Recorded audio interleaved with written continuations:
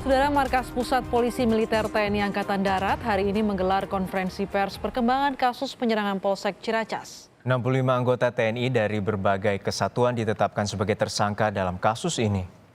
Konferensi pers ini dipimpin langsung oleh Komandan Puspom TNI AD Letjen Dodi Wijanarko. Sebelumnya pada 28 Agustus lalu, Mapolsek Ciracas diserang dan dirusak oleh sejumlah anggota TNI. Peristiwa ini berawal dari kabar bohong adanya satu anggota TNI yang mengalami pengeroyokan. Padahal setelah diselidiki, korban hanya mengalami kecelakaan sepeda motor tunggal.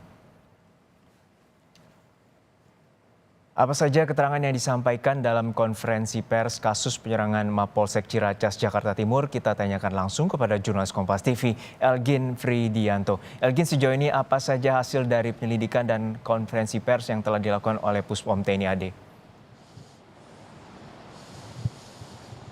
Ya, selamat siang Gino dan juga saudara. Terkait dengan hasil yang sudah diberikan saat konferensi pers yang baru saja sudah digelar, memang total ada 65 tersangka yang sudah ditetapkan oleh Dan Puspom. Dan memang dari total ini sudah ada 119 anggota yang diperiksa. Untuk lebih jelasnya berikut keterangan langsung dari Dan Puspom AD Letjen TNI Dodi Wijanarko. Satu, yang sudah dilaksanakan pemeriksaan sebanyak 90 personil terdiri dari 38 satuan.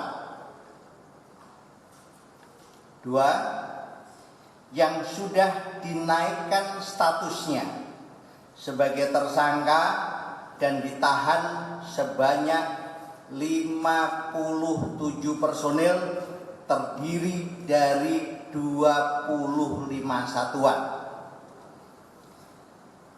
Tiga, 33 personil sementara dikembalikan karena murni sebagai saksi. 4, saksi sipil yang sudah diperiksa sebanyak 50 orang.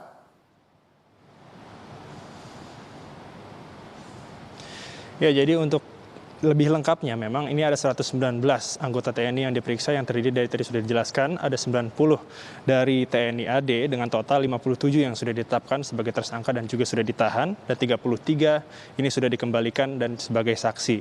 Dan untuk 29 orang ini berasal dari Puspom AU dan juga AL dengan total 10 dari Angkatan Laut dan 19 dari Angkatan Udara. Untuk dari Angkatan Laut ini ditetapkan 7 tersangka dan juga dari Angkatan Udara ini 1 tersangka.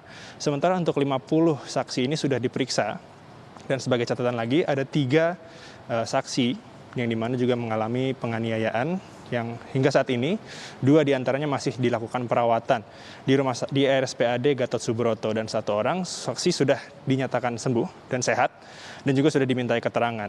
Dan dikatakan oleh Dan Puspomat bahwa memang untuk tersangka atau penambahan tersangka ini masih terus didalami oleh Dan Puspomat sendiri untuk bisa kemudian apakah ditelusuri latar belakang penyerangan dari Mapolsek Ciracas dan juga sekitarnya. Juno.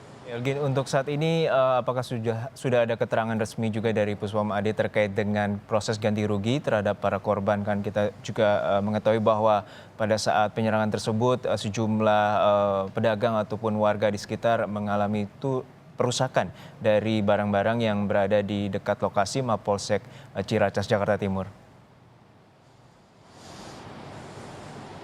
Ya, terkait dengan proses ganti rugi ini ada catatan juga di mana ada 23 orang yang mengalami penganiayaan dan juga ada sekitar 109 orang yang mengalami pengerusakan material.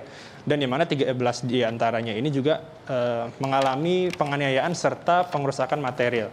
Dan juga tadi Dan Puspomat mengatakan bahwa sudah melakukan ganti rugi ini sebanyak 407 juta rupiah yang sudah dikeluarkan dari ditalangi terlebih dahulu oleh TNI AD yang nanti kemudian akan dibayarkan oleh tersangka. Dan terkait dengan pedagang-pedagang yang gerobak-gerobak yang dirusak, ini sudah dilakukan pergantian agar mereka bisa melakukan kegiatan atau aktivitas berikutnya. Juno. Baik, hingga saat ini Pihak TNI AD telah mengeluarkan 778 juta lebih untuk ganti rugi bagi warga ataupun para pedagang yang mengalami kerusakan ataupun penganiayaan. Dan saat ini ada 65 anggota TNI telah ditetapkan sebagai tersangka pada kasus penyerangan Mapolsek Jakarta Timur pada akhir Agustus lalu. Terima kasih rekan Elgin Fridianto dari Mapus POM TNI AD Jakarta.